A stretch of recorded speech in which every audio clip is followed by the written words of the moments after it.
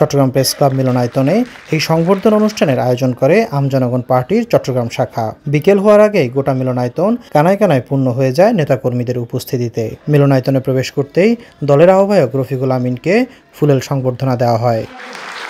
এ সময় দলের নেতারা বলেন, দেশের উন্নয়নে কাজ করবে আমজনতা পার্টি। বাংলাদেশ আমজনগণ পার্টি সত্যিকার অর্থে এদেশের উন্নয়ন, এদেশের মানুষের সমৃদ্ধির জন্য আমরা প্রকৃত অর্থে কাজ করব।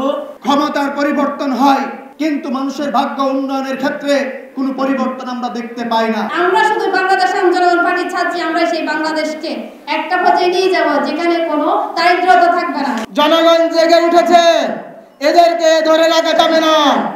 এই দেশের জনগণ সত্য উন্মোচিত হয়েছে। এই দেশে খুন খারাপির জাহাজারির রাজনীতি মানুষ বর্জন করেছে। বাংলাদেশ আমজনগণ পার্টি আগামী দিনে দেশের ভিতরে শান্তি শৃঙ্খলার জন্য মাঠে নেমেছে।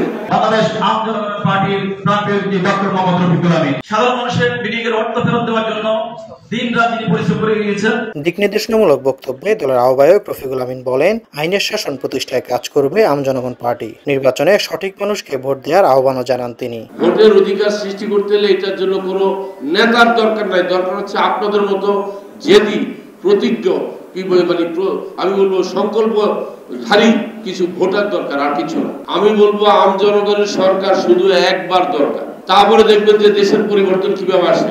এই দেশটা গোছাইতে এক বছর বেশি দরকারই নেই।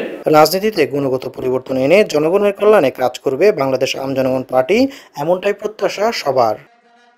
নাইমুল ইসলাম, বৈশাখী সংবাদ, চট্টগ্রাম।